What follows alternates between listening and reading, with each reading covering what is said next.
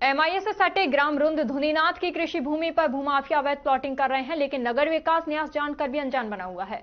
कई बीघा कृषि भूमि पर भूमाफियाओं ने प्लॉट्स काट दिए हैं, जिससे कृषि भूमि का अवैध रूप से शहरीकरण हो रहा है। अवैध प्लॉटिंग में कई रसूखदार लोगों के शामिल होने के कारण नगर विकास न्यास ने अपने हाथ खींच लिए हैं।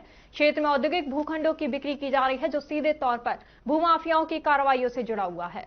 अलवर शहर के निकट जयसमंद क्षेत्र में भी अवैध प्लॉटिंग हो रही थी, लेकिन मंत्री किरोड़ी लाल मीणा के हस्तक्षेप के बाद इस अवैध प्लॉटिंग पर कार्रवाई की गई थी।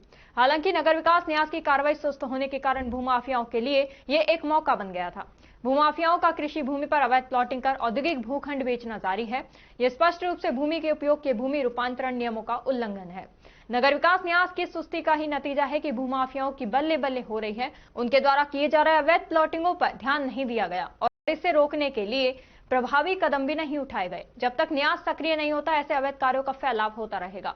कृषि भूमि पर उद्योग लगाने के लिए कई कानूनी और पर्यावरणीय चुनौतियां हैं। सबसे पहले कृषि भूमि को औद्योगिक उपयोग में बदलने के लिए भूमि उपयोग परिवर्तन की अनुमति लेनी होती है। इसके बाद यह सुनिश्चित किया जाता है कि भूमि पर उद्योग लगाने से पर्यावरणीय संतुलन पर कोई नकारात्मक असर न पड़े। इसके अलावा उद्योगों के लिए जरूरी इंफ्रास्ट्रक्चर जैसे सड़क, पानी और बिजली की व्यवस्था एक बड़ी चुनौती बन सकती है। कृषि भूमि को उद्योगों के लिए विकसित करने से पहले इस बात का ध्यान रखा जाता है कि उस क्षेत्र की जलवायु, पर्यावरण और पारिस्थितिकी पर क्या असर होगा।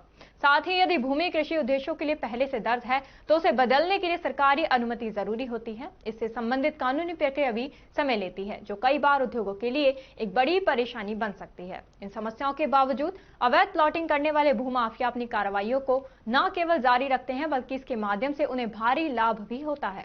अगर ये स्थिति नियंत्रित नहीं की जाती तो यह न केवल कानून की अवहेलना होगी, बल्कि पर्यावरण और स्थानीय समुदायों के लिए भी खतरा बन सकता है।